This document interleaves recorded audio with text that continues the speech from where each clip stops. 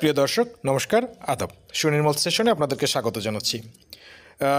এই মুহূর্তে চলছে সকলের আয়কর রিটার্ন জমা দেওয়ার একটি সময়। তো এই মুহূর্তে যারা চাকরি করছেন তাদেরকে অনেকেই জিপিএফ ফান্ড রয়েছে, সেই তথ্যটি আপনাদেরকে দিতে হয়।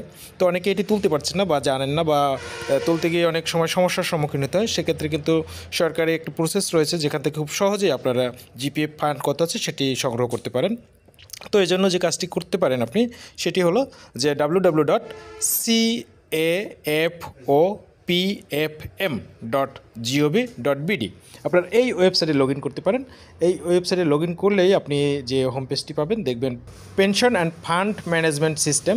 এখানে গেলেই দেখেন মাঝখানে রয়েছে জিপিএফ ইনফরমেশন, এবং এখানে ক্লিক হিয়ার এই যে অপশনটি রয়েছে, আপনি জিপিএফ ইনফরমেশন ক্লিক করবেন।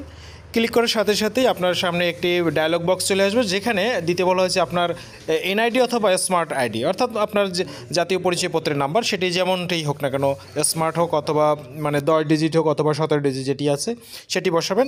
এবং আপনি জিপিএফ ফান্ড করার সময় যে ফোন নাম্বারটি, মোবাইল নাম্বারটি সেখানে দিয়েছিলেন, সেই মোবাইল নাম্বারটি দিতে হবে। সেই মোবাইল নাম্বারটি এখানে আপনি দিয়ে এই সাবমিট বাটন এটিতে ক্লিক করবেন।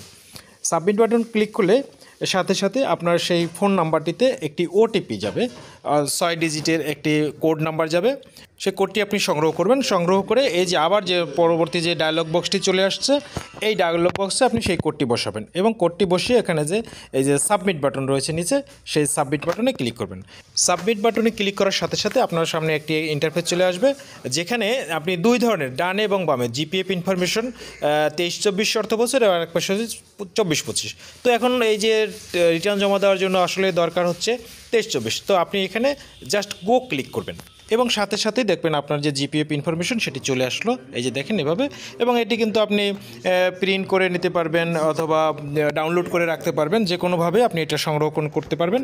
তো প্রিয় দর্শক, খুব সহজে জিপিএফ ইনফরমেশন আপনি কিন্তু পেয়ে যাচ্ছেন এভাবে। তো আশা করছি এই ভিডিওটি আপনার কাজে লাগবে। ভিডিওটিতে লাইক, কমেন্ট, শেয়ারের মাধ্যমে ছড়িয়ে দিয়ে আপনার অন্য সহকর্মী বা অন্য বন্ধুদের জানার সুযোগ করে দেবেন আশা করছি। আর সুনির্মল সেশনের সাথে থাকার জন্য অসংখ্য ধন্যবাদ।